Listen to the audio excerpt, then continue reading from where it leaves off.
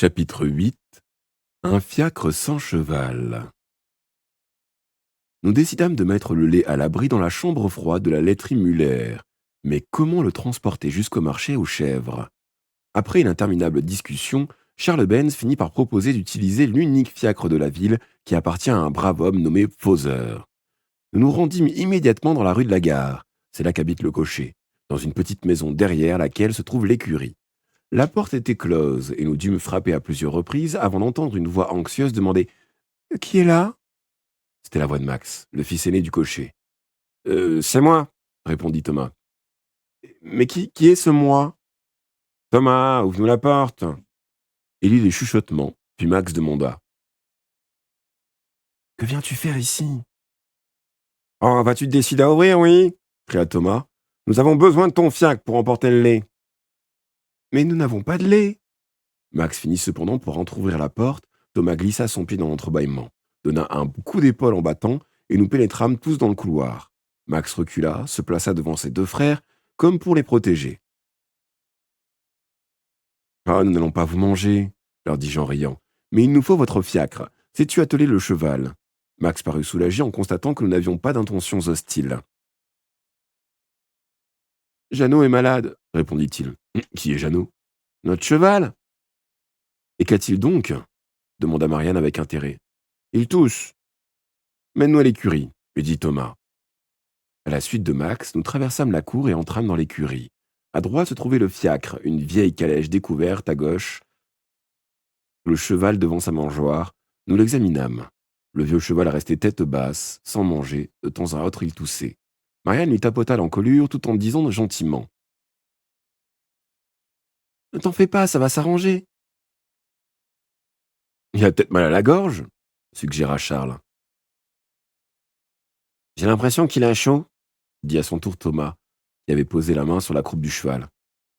Ah, ce n'est pas grave, assura Max. Il est souvent malade. Papa le laisse à l'écurie, il se guérit tout seul. On devrait lui mettre une couverture autour du cou, proposa Rosette, apitoyée. Max nous apporta une couverture que nous fixâmes sur l'encolure du cheval à l'aide de 2 épingles à nourrice. Voilà, dit Thomas. Bientôt ça ira mieux. Mais qu'allons-nous faire du lait? Demanda le gros Paul, puisqu'il est impossible d'atteler le cheval malade. Tirons-nous même le fiacre. Tous acceptèrent de bon cœur, à l'exception du gros Paul qui fit la grimace. Oh, je ne suis tout de même pas un cheval de fiacre, grommela-t-il. Non, mais tu seras bien content de boire du lait demain matin, lui répliqua Thomas en riant. Là-dessus, nous tirâmes le fiacre hors de la remise et lui fîmes traverser la place pour aller le ranger le long de la rampe de chargement. Ce ne fut pas un travail facile que d'y casser les énormes bidons. L'un d'eux nous échappa même et s'écrasa sur le pavé. Nous en plaçâmes 4 sur le siège du cocher, une douzaine sur le plancher de la voiture et des banquettes. Les 3 derniers durent être abandonnés sur le quai. Quand tout fut terminé, Thomas nous assigna nos places, selon notre force, entre les brancards ou à l'arrière du véhicule. Puis, au dernier moment, il décida que l'un de nous s'installerait sur le siège pour actionner le frein dans les descentes. À grands cris, tous descendèrent à occuper de cette place de choix. Thomas mit fin à la discussion en l'attribuant à Marianne, qui, rougissante de plaisir, se jucha sur les bidons, empoigna le fouet et le fit claquer au-dessus de nos têtes. Cocotte cria-t-elle. Le soleil s'était couché, l'ombre envahissait déjà les rues. Tout d'abord, le fiacre roula rapidement dans la rue de Collersheim, qui est en pente, et Marianne dut même à plusieurs reprises serrer le frein. Chemin faisant, nous rencontrâmes de petits groupes d'enfants qui rentraient chez eux en rasant les murs. En apercevant notre étrange cortège, ils ouvraient de grands yeux. Mais quand nous leur crions de venir nous aider, ils s'esquivaient en toute hâte, craignant sans doute que nous songions à tirer vengeance de leur agression sur le marché aux chèvres. Bientôt la rue commença à monter. Nous redoublâmes d'efforts jusqu'au moment où il nous fut impossible d'aller plus loin. Marianne descendit de son siège pour nous donner un coup de main, mais sans résultat. La voiture se refusait obstinément à avancer. Par chance, nous vîmes apparaître au coin de la rue Louis Keller, le fils du sacristain, et Ernest Werner, le fils du chef de gare. Tous deux nous regardèrent avec ébahissement.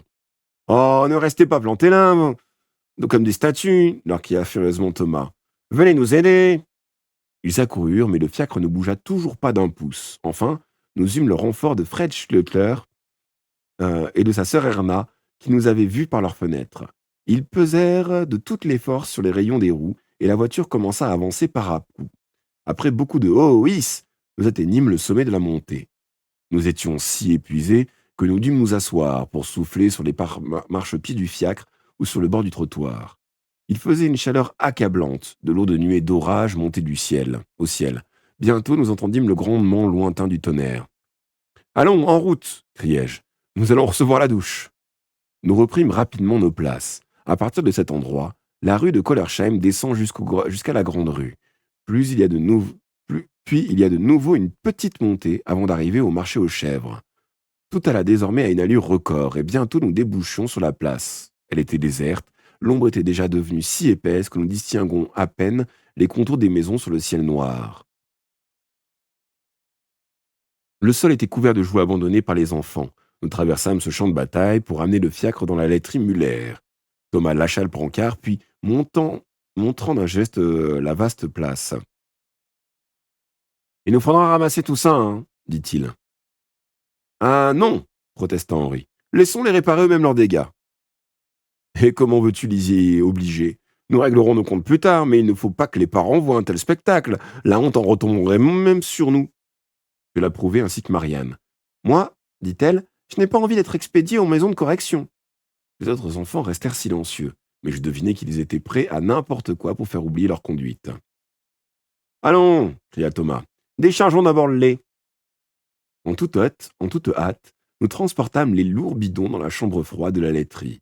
Rosette nous éclairait avec ma lampe de poche. Lorsque tout fut fini, Thomas referma la porte et abaissa le rideau de fer. Puis il se retourna vers la place qui illuminait le temps à autre un éclair. Au travail, rapportons tout ça dans les boutiques. Mais on n'y voit rien, objecta Robert. Alors, allons prendre des lampes de poche chez le quincaillier. Nous retournâmes dans la grande rue, et après avoir fouillé la quincaillerie ravagée, nous découvrîmes sur un rayon un certain nombre de lampes de poche et de torches électriques que nous répartîmes. Puis, nous revînmes sur le marché aux chèvres. Ce fut un travail exténuant. Tels des gnomes de la légende, nous allions et venions entre la place et les boutiques de la grande rue, les bras chargés de tout ce que nous ramassions. Les rayons des lampes électriques dansaient mystérieusement çà et là dans les ténèbres. Le tonnerre se rapprochait et bientôt de larges gouttes de pluie claquèrent sur le pavé. Nous ramenâmes les vélos dans le magasin de cycles, puis ce fut au tour des autos d'enfants, des trottinettes et des voitures de poupées. Thomas, Fred et moi, nous parvînmes à pousser la lourde motocyclette pour la rentrer dans le magasin. Nous ramassâmes les armes, les coiffures d'indiens, les panoplies, les ballons, les poupées et les livres d'images. Pendant ce temps, le gros Paul s'occupait à sa façon en bourrant ses poches de plastique, de plaques de chocolat et de bonbons. Tout fut terminé, bien plus rapidement que nous ne l'avions cru. Mais il était temps. Une violente bourrasque fit voler les lambeaux de papier qui traînaient sur la place. Au plus vite, nous dûmes songer à nous mettre à l'abri, car l'orage éclatait. Un véritable déluge accompagné d'éclairs et de tonnerre inonda la place en quelques instants. Nous nous réfugiâmes en hâte sous un porche, mais le vent s'y engouffrait, nous cinglait de pluie, et bientôt nous fûmes trempés jusqu'aux os. Il nous était impossible de rester là plus longtemps. « Allons au Lion d'Or !» hurlai-je. Nous attendîmes encore un peu. Puis, après un nouvel éclair particulièrement éblouissant, nous nous élançâmes en nous tenant par la main vers l'auberge du Lion d'Or.